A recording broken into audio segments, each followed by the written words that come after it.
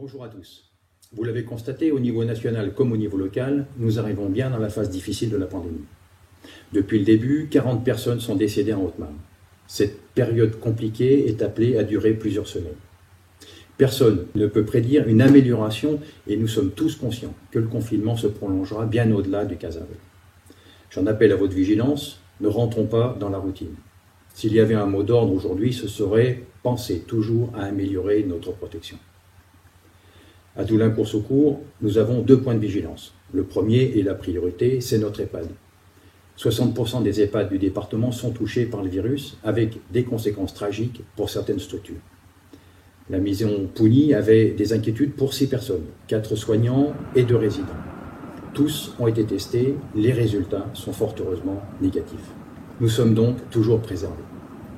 Cette situation n'est pas le fruit du hasard, c'est le résultat des mesures de sauvegarde décidées et c'est aussi le fruit du travail rigoureux des personnels pour les appliquer.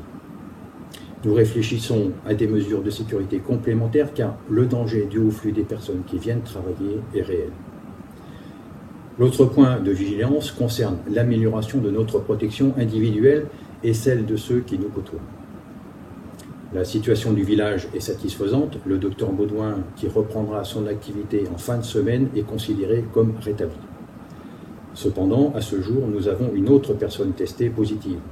Elle est en confinement et se porte bien. Je lui souhaite d'ailleurs un prompt rétablissement. Le confinement est globalement respecté et les risques lorsqu'on est chez soi sont réduits. Cependant, là aussi, ce sont les flux de personnes qui véhiculent le virus. Tout regroupement de population, à l'exemple de ceux qui se font pour les besoins alimentaires, crée potentiellement des points de contamination. Là aussi, nous devons améliorer notre dispositif individuel. Pour ces sorties impératives, je vous conseille dès à présent de pratiquer un 6e geste barrière en vous équipant d'un masque de protection.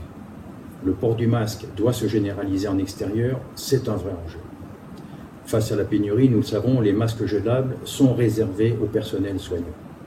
Il reste toutefois une alternative, c'est de confectionner soi-même son masque lavable en tissu. Au niveau de la commune, vous le savez, nous avons déjà engagé cette logique depuis le début. Nous ne pouvons malheureusement pas, et malgré les efforts de nos bénévoles, équiper l'ensemble des foyers. Quel est l'objectif? C'est clair. Nous devons posséder au moins un masque par foyer, un masque attribué à la personne chargée de sortir pour faire des courses. En conséquence, je vous engage à anticiper en confectionnant et en portant cette protection. Si cette mesure est généralisée, nous nous protégerons les uns les autres. Si vous portez un masque, vous vous protégez partiellement, mais vous protégez celui qui est en face de vous. Et celui qui est en face de vous, s'il porte un masque, il vous protège. Notre production a suffi pour équiper les personnes en situation de service à la population. Il faut déjà penser à renouveler les équipements en place. J'ai demandé à nos couturières de bien vouloir poursuivre leur effort, afin de proposer aux personnes les plus vulnérables qui le désirent d'être équipées. Nous avons déjà commencé la distribution. Nous priorisons bien entendu d'abord les personnes les plus âgées, 70 ans, 60 ans, mais les autres peuvent également être équipés. L'objectif que nous devons tous nous fixer, je le répète, est d'équiper la personne du foyer lorsqu'elle va faire ses courses. N'attendez pas, fabriquez vos masques. À ce titre, je vous propose un lien Internet qui vous donnera des éléments pour vous informer. Pour ceux qui n'ont pas Internet, faites passer le message. Nous sommes en mesure de les informer en mairie. Pour conclure, je le répète, l'amélioration de la situation sanitaire n'est pas pour demain, mais elle est l'affaire de tous. Poursuivons nos efforts, en renforçant et en améliorant notre protection individuelle.